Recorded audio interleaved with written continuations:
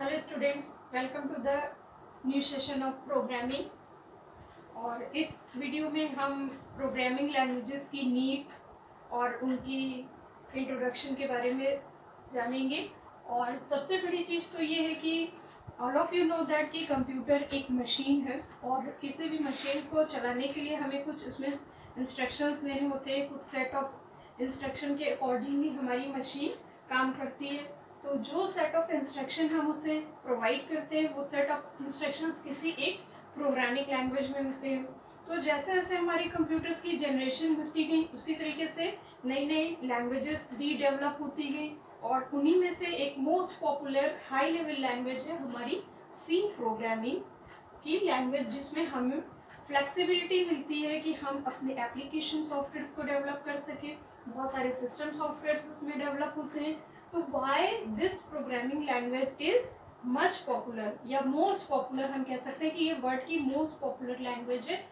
और इतनी इसकी प्रोग्रामिंग इतनी पॉपुलर क्यों है, क्या क्यों ये इतनी यूजफुल है, इसके बारे में हम अभी later on one by one चीजें डिस्कस करते जाएंगे। तो सबसे पहले हम इसकी हिस्ट्री देख लेते हैं कि कैसे ये लैंग्वेज हमारी डेवलप हुई। सो फर्स्ट ऑफ ऑल हम यहाँ डिस्कस करने जा रहे हैं इसकी हिस्ट्री कि कैसे ये लैंग्वेज हमारे नॉलेज में आई। इसकी हिस्ट्री के पीछे एक कैसे ये चीजें डेवलप होती हैं प्रोग्रामिंग लैंग्वेजेस, उनके पीछे क्या काम होता है। तो सबसे पहले मार्टिन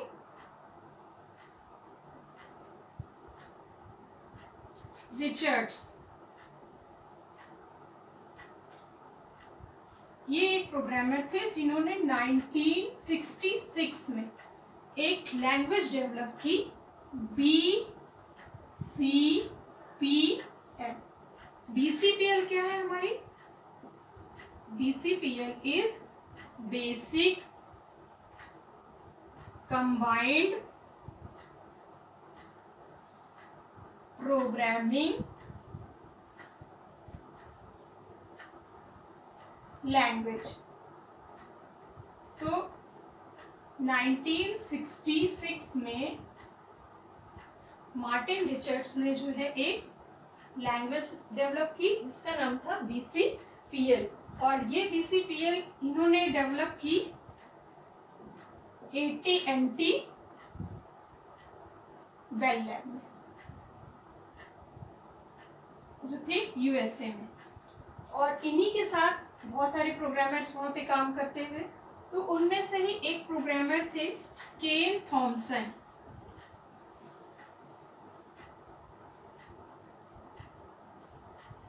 केन थॉमसन और उनकी टीम, इन्होंने इस BCPL की एक न्यू लैंग्वेज डेवलप की जिसका नाम इन्होंने रखा बी। और ये बी लैंग्वेज इन्होंने इसलिए डेवलप की क्योंकि उस समय किसी नए ऑपरेटिंग सिस्टम को वो डेवलप करना चाह रहे थे और वो ऑपरेटिंग सिस्टम था यूनिक्स। तो ये बी लैंग्वेज उन्होंने 1969 में ये भी इन्होंने AT&T बेल लैब में ही डेवलप की। ठीक है, एक लैब में बहुत सारे प्रोग्रामर्स काम करते रहते हैं। तो इनके साथ ही इनके एक को प्रोग्रामर थे जिनका नाम था डेनिस रिची।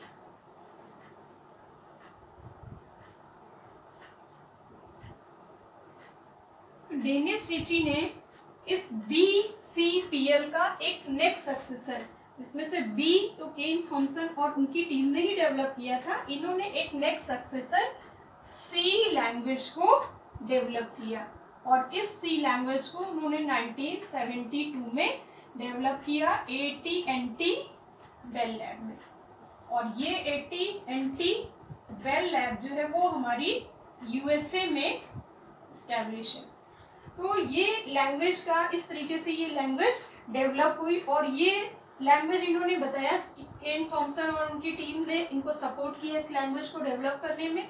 और इन्होंने फिर मिल करके यूनिक्स ऑपरेटिंग सिस्टम को डेवलप किया। तो इस तरीके से ये लैंग्वेज जो है वो डेवलप हुई। और इस लैंग्वेज में बहुत सारे ऐसे फीचर्स थे जो मशीन लैंग्वेज के या लो लेवल लैंग्वेजेस के भी फीचर्स इसमें कंबाइन किए गए हैं, इसके साथ साथ इसमें बहुत सारे हाई लेवल लैंग्वेजेस के भी फीचर्स कंबाइन किए गए। तो इस तरह से ये एक मिड लेवल लैंग्वेज है जो हमें फ्लेक्सिबिलिटी देती है कि हम इसमें इजीली प्रोग्रामिंग कर सकें। Now we are going to discuss the features of C programming, why it become so popular. क्योंकि उस समय जो भी प्रोग्रामिंग लैंग्वेजेस थी जैसे PL1, एल्गोल, इन सारी ही लैंग्वेजेस को सी लैंग्वेज ने रिप्लेस कर दिया। लेकिन ये रिप्लेस इसलिए कर पाए क्योंकि इसके बहुत सारे ऐसे फीचर्स थे जो और दूसरी प्रोग्रामिंग लैंग्वेजेस से बहुत पावरफुल थे। तो वन बाय वन हम इनको भी डिस्कस कर लेते हैं। फीचर्स ऑफ सी। सबसे important features, it is very simple. It means the program coding written in C language are very simple English like words are used for statement. जो statements हैं उनको हम बहुत ही simple language में लिखेंगे and reliable and powerful language.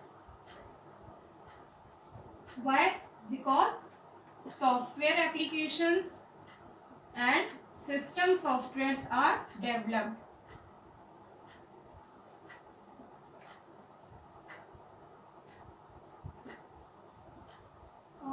Develop easily. एक तो ये रीजन था कि सिंपल, रिलायबल और पावरफुल लैंग्वेज है, क्योंकि इस समय सिस्टम सॉफ्टवेयर जो भी हमारे हैं और अदर सॉफ्टवेयर जो एप्लीकेशंस के हैं उनको डेवलप करना बहुत आसान था। Next, it is very robust language. Robust means कि आप किसी भी प्रोग्राम में अगर आपको इनबिल्ट फंक्शंस मिलते हैं, बहुत सारे ऑपरेटर्स मिलते हैं जो आपकी कॉम्प्लेक्स लॉजिक प्रोग्रामिंग को इजीली टास्क परफॉर्म कर सके, उसके लिए आपको एक प्लेटफॉर्म देते हैं। So it provides you built in functions and operators.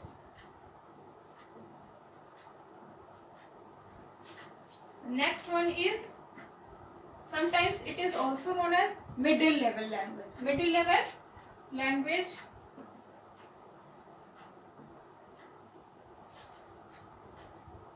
it contains quality or the flexibility of both the languages, low level language and high level language.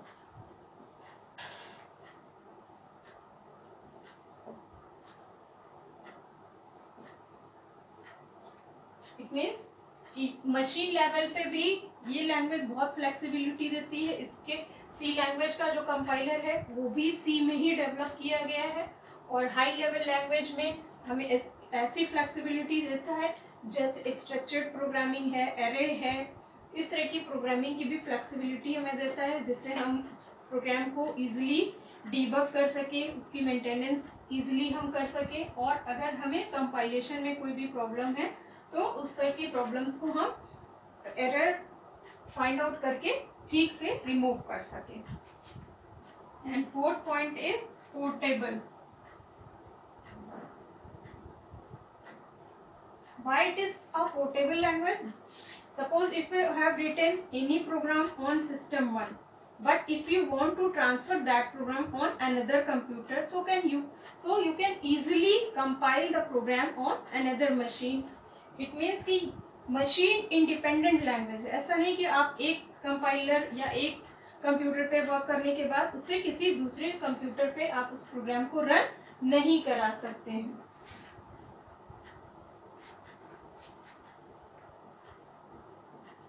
Structured programming language है।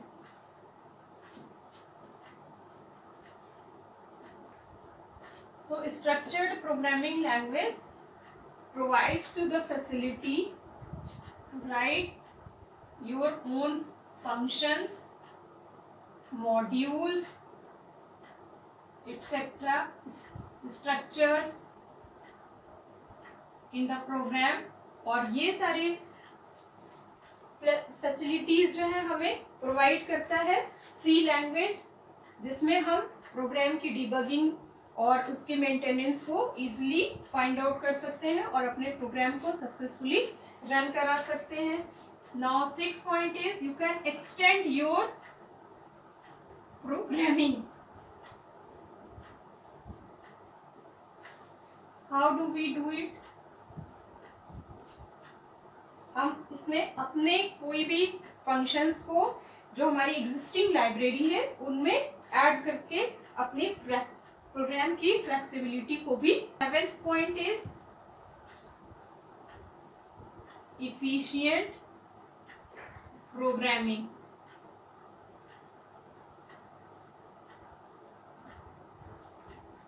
In this program we can use variety of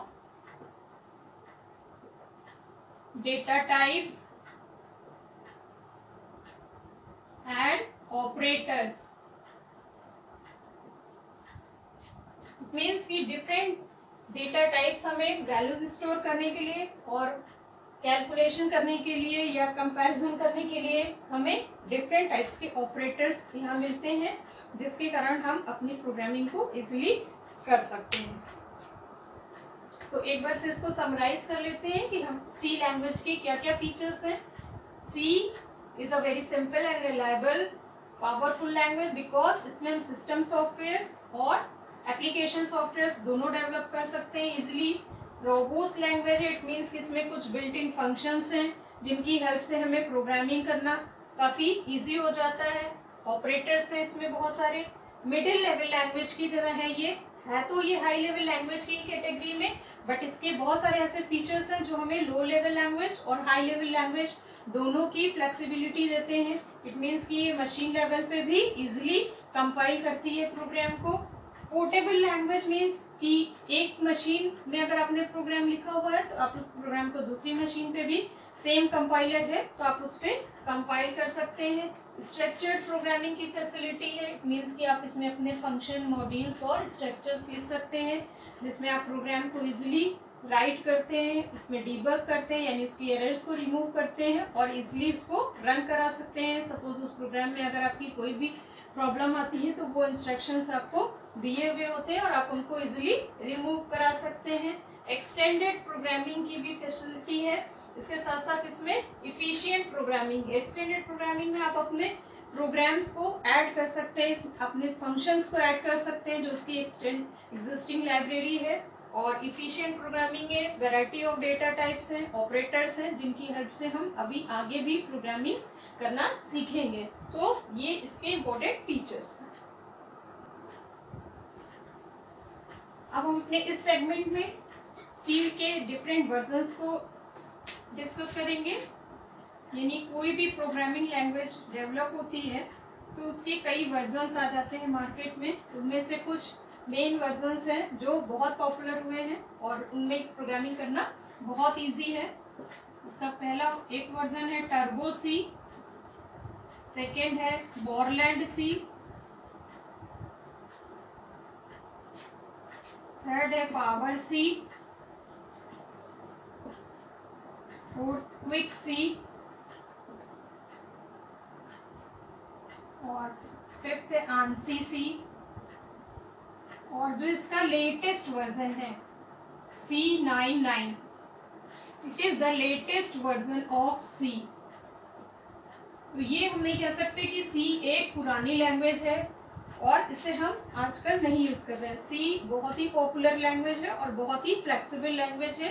ये इसके different compilers हैं जिनमें programming करना बहुत easy है. Now we are going to discuss about C compiler. अभी मैंने इससे पहले वाले टॉपिक में आपको different versions of C programming बताए थे जिसमें से हम किसी भी एक कंपाइलर को अपने सिस्टम में इंस्टॉल कर सकते हैं. और ये सी कंपाइलर हमारा किस तरीके से काम करता है.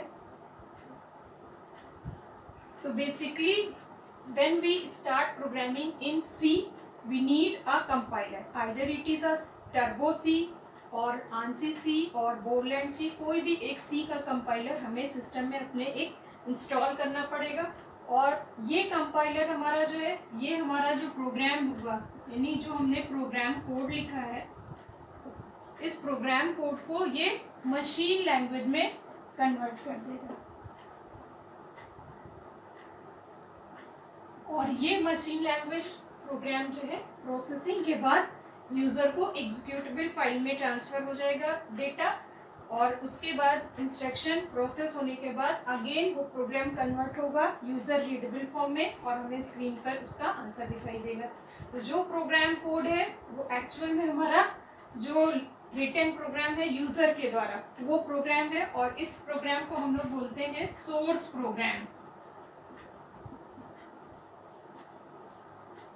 ये सोर्स प्रोग्राम, और इसके साथ साथ हमारी कुछ इनबिल्ट फाइल्स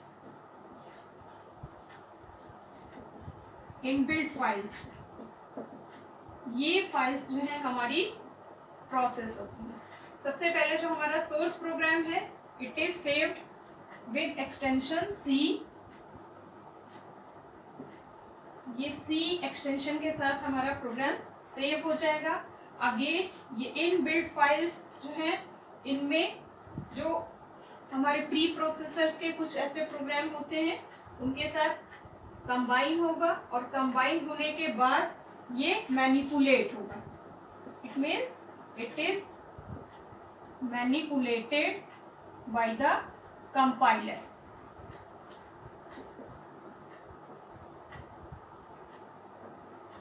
अगेन मैनिपुलेट होने के बाद हमारा जो प्रोग्राम है, अब वो एक ऑब्जेक्ट प्रोग्राम बन जाएगा। Now it is converted to object program, और ये ऑब्जेक्ट प्रोग्राम हमारा मशीन लैंग्वेज में होगा,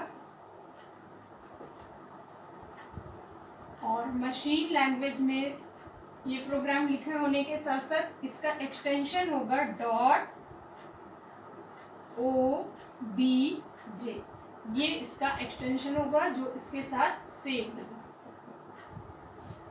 अगेन ये object program plus inbuilt library files के जो फंक्शंस हैं कुछ,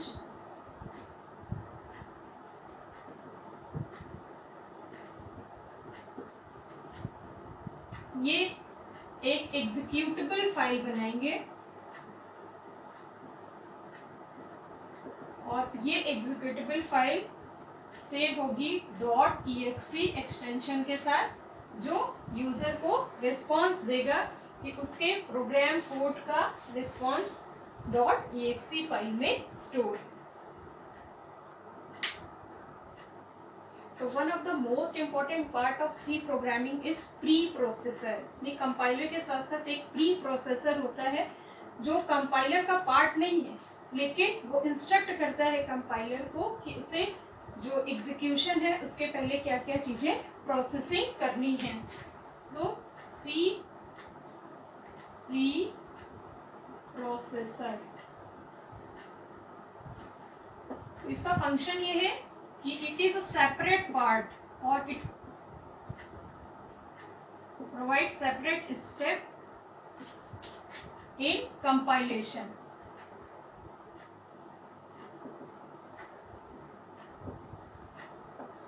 एंड दूसरा काम क्या है, instruct the compiler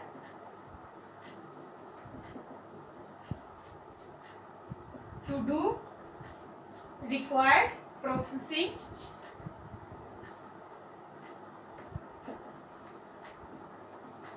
before actual execution.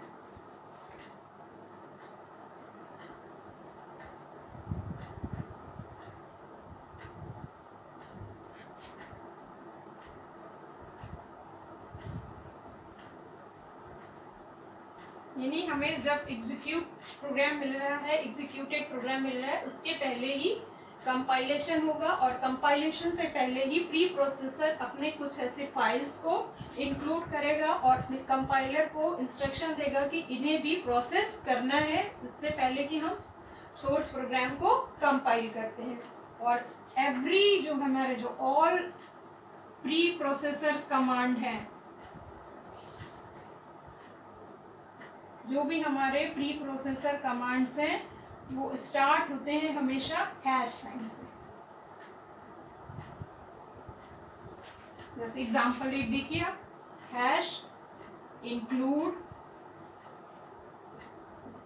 stdio dot h। इसी तरीके से हैश इंक्लूड फोनियो डॉट h। ये हैश सिंबल है, ये यहीं से हमारा एक रिमार्क दिख रहा है कि ये एक प्री प्रोसेसर कमांड है। ओके, सी लैंग्वेज मोस्ट पॉपुलर लैंग्वेज है और इतनी पॉपुलर होने का इसका कारण ये है कि बहुत सारी ऐसी फील्ड्स हैं जहाँ पर सी प्रोग्रामिंग के थ्रू वास्ट एरियाज में प्रोग्राम डेवलप किए गए और फ्लेक्सिबिलिटी है इतनी, इसके कारण ही ये लैंग्वेज इतनी पॉपुलर हुई है। और आइए देखते हैं कि इसमें कौन कौन से ऐसे मेन एरियाज हैं, इसके एप्लीकेशन एरियाज जहाँ पर हम इन्हें यूज करते हैं। एप्लीकेशंस ऑफ सी। इससे पहले के सेगमेंट में जब मैंने हिस्ट्री बताई थी आपको, तो बताया था कि कैसे केन थॉमसन और डेनिस रिची इन दोनों ने मिलकर के एक नई लैंग्वेज डेवलप की और वो लैंग्वेज थी सी प्रोग्रामिंग लैंग्वेज। और इसी प्रोग्रामिंग लैंग्वेज के डेवलप होने से सबसे इम्पोर्टेंट जो काम हुआ उस समय वो था यूनिक्स ऑपरेटिंग सिस्टम का डेवलप होना। यानी ये लैंग्वेज ही इसलिए डेवलप की गई ताकि ये ऑपरेटिंग सिस्टम डेवलप किया जा सके। तो हमारा इसका सबसे इम्पोर्टेंट एप्लीकेशन कहाँ पे है, यूनिक्स ऑपरेटिंग सिस्टम। सेकेंड आप देखिए जो हमारी विंडोज ऑपरेटिंग सिस्टम है, विंडोज 7, इसका 70% जो प्रोग्रामिंग है इसकी, ये 70% प्रोग्रामिंग जो है वो सी लैंग्वेज में की गई है। और आजकल आप सब देखते होंगे कि जो हमारे हाथ में स्मार्टफोन है और उसका जो एप्लीकेशन सॉफ्टवेयर प्रोग्राम या उसका ओएस कह सकते हैं, जो एंड्रॉयड फोन्स जिनको हम बोलते हैं, उसका जो है मैक्सिमम पार्ट जो है यानी उसकी जो कोर लाइब्रेरी है, कोर लाइब्रेरीज ऑफ एंड्रॉयड जो है वो इसमें ही लिखे गए हैं। यानी सी लैंग्वेज की स्टेटमेंट्स को ही यूज करके वो प्रोग्रामिंग की गई है। और इसके अलावा स्ट्रक्चर्ड क्वेरी लैंग्वेज जो है MySQL, इसकी प्रोग्रामिंग भी सी के थ्रू ही की जा रही है। हमारे जो वेब ब्राउजर्स हैं मोजिला फायरफॉक्स वगैरह, उनकी प्रोग्रामिंग भी इन्हीं में सी लैंग्वेज को यूज करके की जा रही है। और इसके अलावा बहुत सारे ऐसे डेटाबेस पैकेजेस हैं जो जिनके सॉफ्टवेयर सी में डेवलप किए जा रहे हैं। तो हमारी सिस्टम में बहुत सारी ऐसी डिवाइसेस अटैच होती हैं, जैसे प्रिंटर है, स्कैनर है, प्लॉटर है। इनके जो डिवाइस ड्राइवर्स होते हैं, आपको पता ही है कि अगर अपने सिस्टम में कोई भी ऐसा नया हार्डवेयर अगर यूज कर रहे होते हैं तो उस टाइम पे हम अगर उसका डिवाइस ड्राइवर इंस्टॉल नहीं करते तो हमारी वो डिवाइस काम नहीं करती। तो किसी भी डिवाइस को अगर हमें अपने सिस्टम पे रन कराना है तो उसके लिए हमें उसका सॉफ्टवेयर इंस्टॉल करना पड़ता है, उसका डिवाइस ड्राइवर इंस्टॉल करना पड़ता है। तो जो हमारे डिवाइस ड्राइवर प्रोग्राम्स हैं, ये सॉफ्टवेयर है, ये सॉफ्टवेयर्स भी हमारे सी लैंग्वेज में ही डेवलप किए गए हैं। इसके साथ साथ हमारा जो ओरेकल है, ये एक डेटाबेस मैनेजमेंट सॉफ्टवेयर है, इसको भी सी लैंग्वेज में ही डेवलप किया गया है। तो आप देख सकते हैं कि इस लैंग्वेज में कितने ऐसे इंपॉर्टेंट सॉफ्टवेयर हैं जो हम अपनी डे टू डे लाइफ में यूज करते हैं और इसी कारण से ये लैंग्वेज इतनी पॉपुलर है। तो आई होप कि आपको इस इंट्रोडक्शन पार्ट में बहुत सारी ऐसी चीजें जानने को मिली होंगी जो सी प्रोग्रामिंग को आगे पढ़ने में हमें हेल्प करेंगी। और 1 बाय 1 वीडियो हम एक एक